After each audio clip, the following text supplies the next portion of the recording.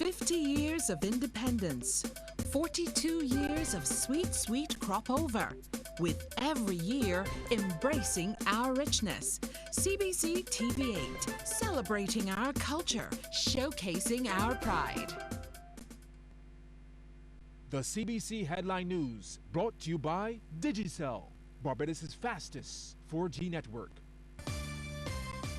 Tourism pulls in $500 million in the first quarter of this year. A new flight connecting the north and south of the Caribbean. And in sports, the West Indies ready for their Tri-Nation Series opener against the Proteas tomorrow. The CBC Headline News, brought to you by Digicel, Barbados' fastest 4G network. Credible, balanced, committed. This is the CBC Evening News. Very good evening, I'm Lisa Broom. This is the CBC Evening News. In our top story tonight, the Barbados economy benefited from more than $300 million in visitor spend during the first quarter of this year alone. That's according to the Barbados Tourism Marketing Incorporated, which also says the overall number of tourists is up for that period compared to last year. Kent Jerson has that story. The Barbados Tourism Marketing Incorporated says for the first 3 months of this year, visitor spend was just shy of $337 million. That's based on an exit survey conducted by the Caribbean Tourism Organization. The figure is 20% higher than what was recorded last year during the same period. This growth was led by the U.S. market, where average daily spend increased by 22%. Most of the other markets were also up. The only exception was the Caribbean, where visitor expenditure fell by 18%.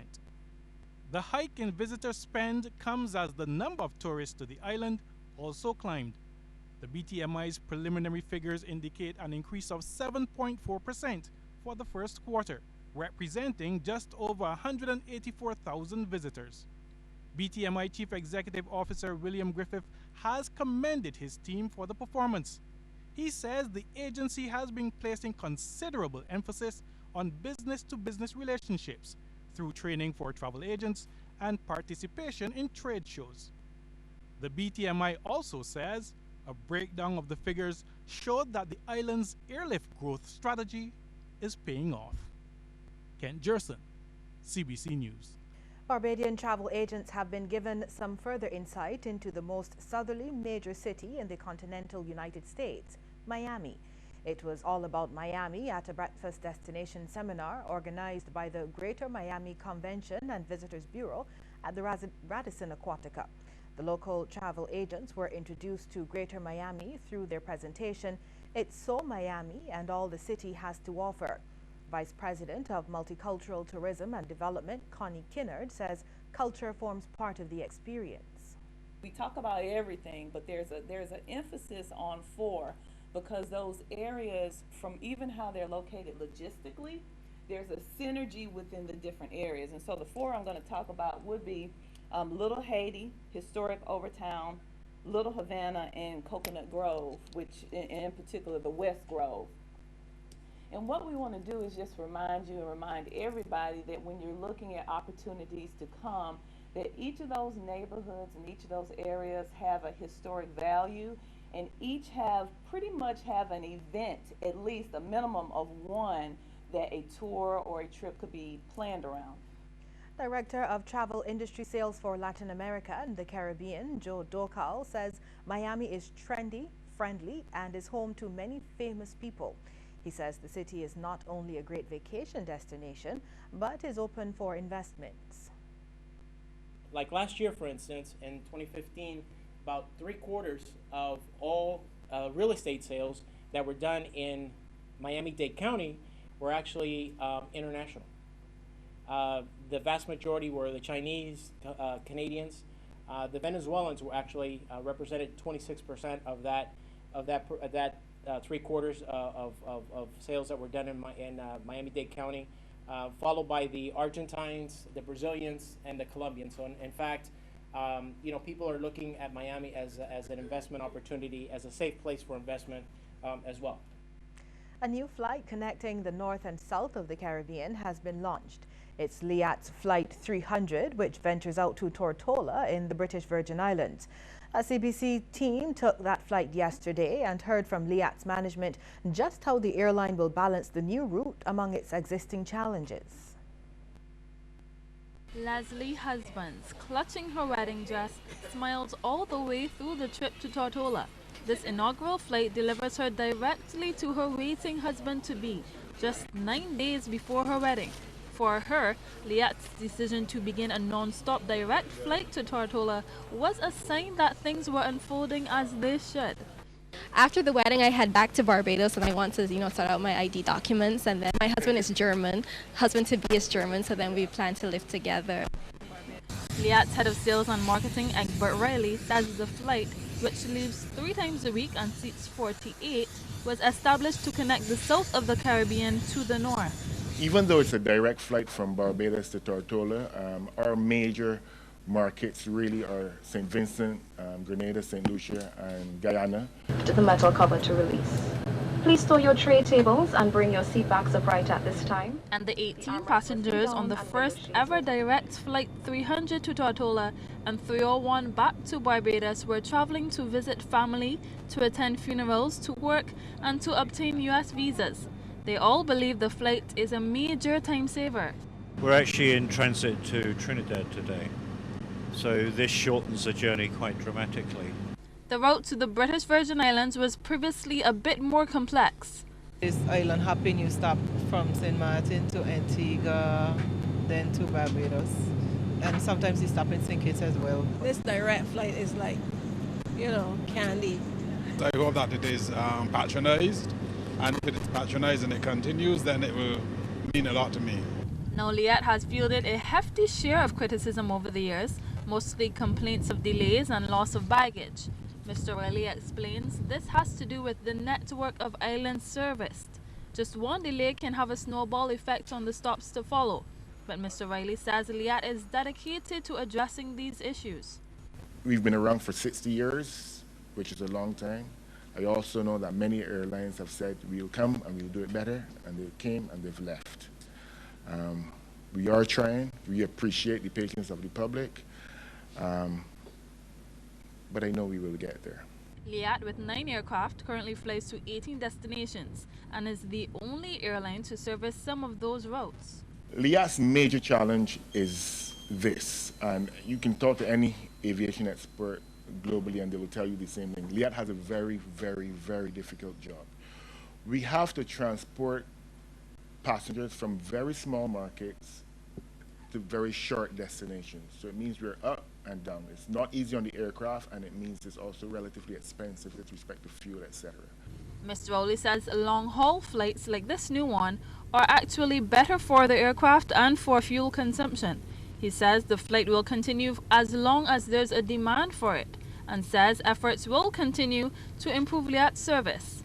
Liat is restructuring, and part of that restructuring is to ensure that we become better at what we do, and we also become profitable, because if you don't have money, you can't invest in improving what you already have. Liat currently transports 500,000 passengers across the region annually. Denise Blackman, CBC News. Well, the 2016 Crop Over Festival is set to be launched officially in a couple of weeks.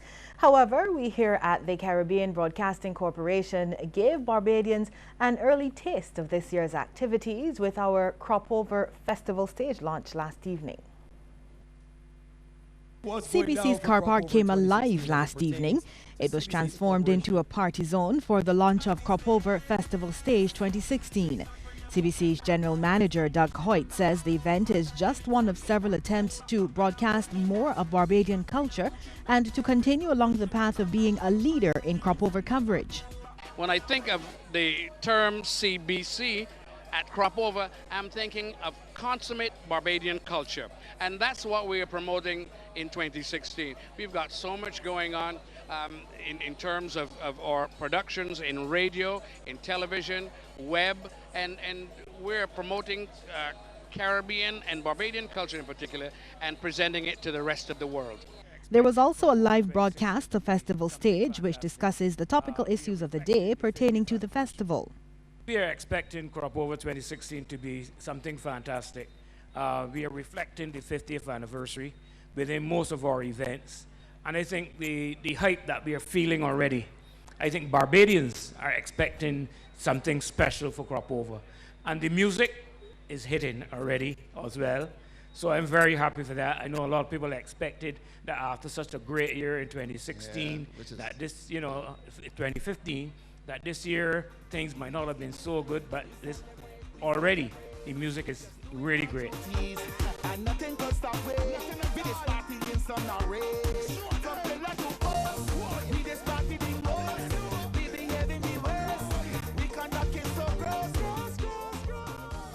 Also appearing on the stage was reigning party monarch Peter Ram.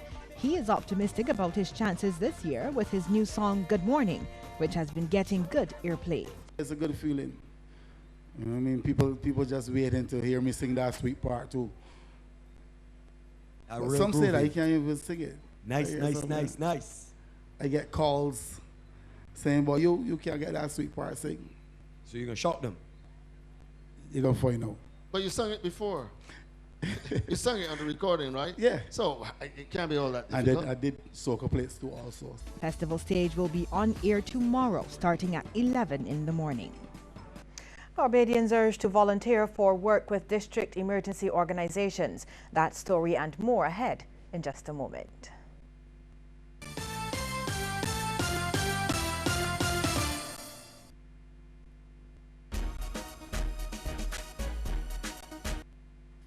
Don't let your data experience slow you down. Step up to Digicel, Barbados' fastest 4G network, more than twice as fast as the slow network. Get more with Digicel.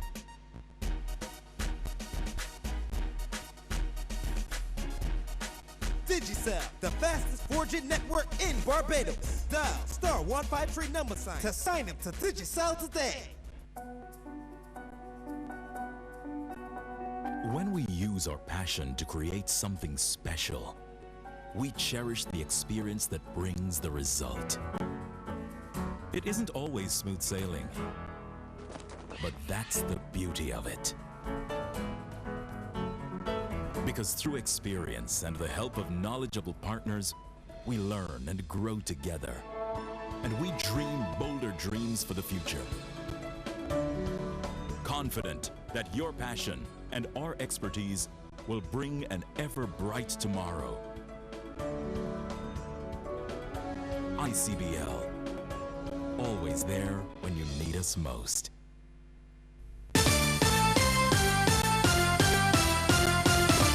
St. Michael man who was accused of raping 2 British visitors in 2010 has once again found himself on the wrong side of the law.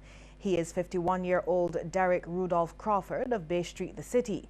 Crawford, who appeared in the District C Magistrates Court today, pleaded guilty to 5 counts of burglary of visitor accommodations in Christchurch in the month of May this year.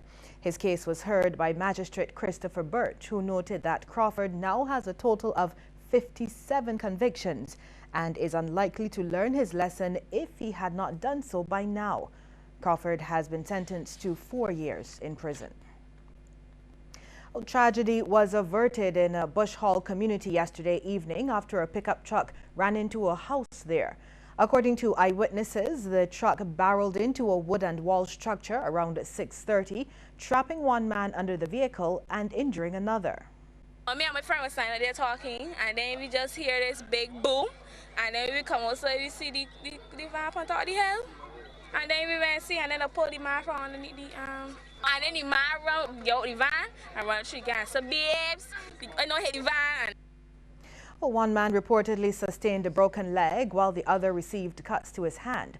Residents who were in the area said it is a popular liming spot on evenings, and many were overheard lamenting that more people could have been injured. One woman was grateful that her child was spared. Okay, I want to thank this young lady here for saving my daughter's life, because she's usually going there and she was down here when the accident happened, and I owe her my life because my daughter would have been there.